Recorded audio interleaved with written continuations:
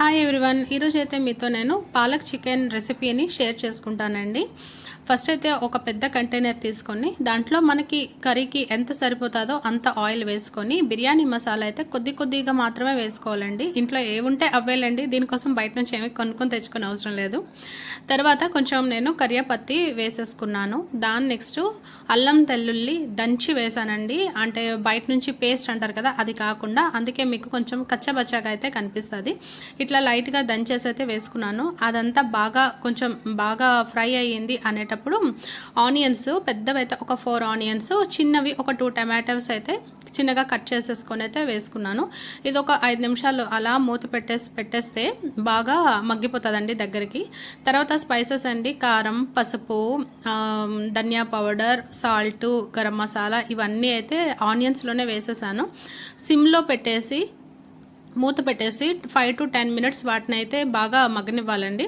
అది మగ్గిపోయింది అనేటప్పుడు మనం తెచ్చుకున్న చికెన్ని నీట్గా క్లీన్ చేసి అయితే దాంట్లో వేసేసి బాగా కలిపేసి కొద్దిగా కర్డ్ అయితే వేసుకోవాలండి.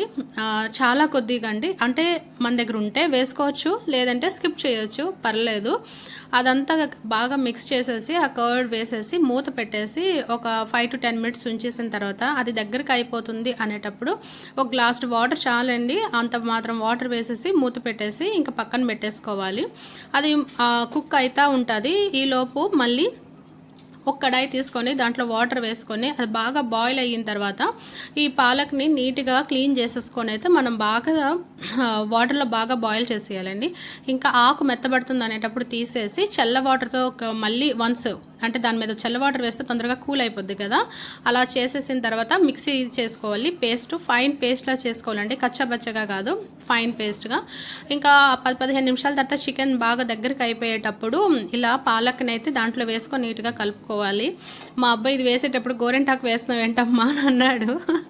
మీ పిల్లలు కూడా అంటారు కదా సమ్ టైమ్స్. ఇంకా అది అలా దగ్గరికి వేసుకొని ఒక 10 నిమిషాలు అయితే కుక్ చేయాలండి. ఎందుకంటే ఆ స్మెల్ పోవాలి కదా పాలక్ది, లేకుండా ఆ పచ్చి స్మెల్ లాంటిది వస్తుంది.